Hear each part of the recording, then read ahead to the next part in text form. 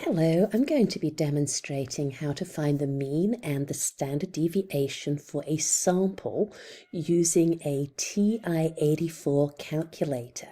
And what you can see on the main screen is an emulator for a TI-84. The TI-83 works quite similarly.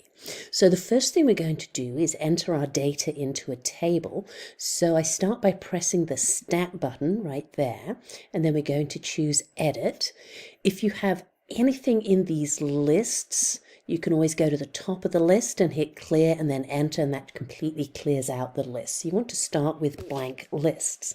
Then I'm going to enter the data into our columns, and what we have is 0, 1, 2, and 3 as our data values for the number of movies, and then the frequency list is 10. That represents 10 students saw 0 movies, 24 students saw 1 movie, 12 saw 2 movies, and if I enter incorrectly I can just go back and retype it in, and 4 students saw 3 movies over spring break.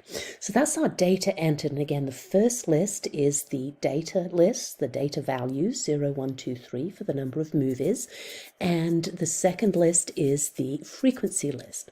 So here's what we're going to do now. We're going to get out of here, and you can see this quit button above the mode, so I hit second and then quit.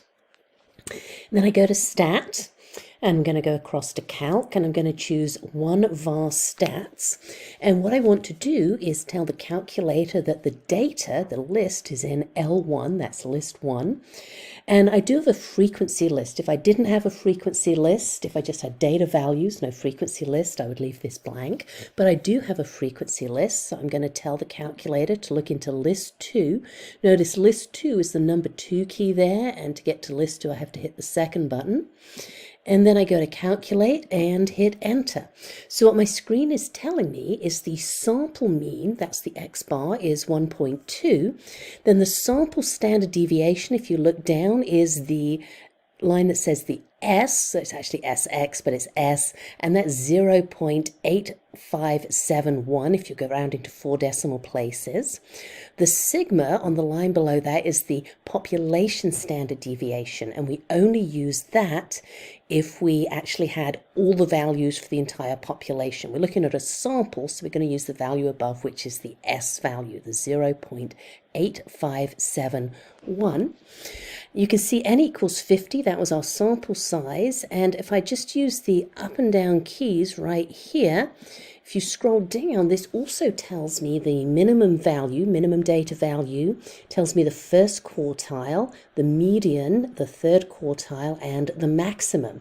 And the quartiles and the median are what we discussed back when we were looking at percentiles and quartiles. This is another way to get those values.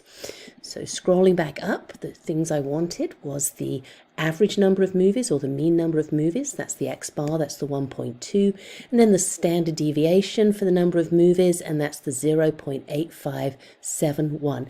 Thank you for watching, and please comment below this video, or message me if you have any questions.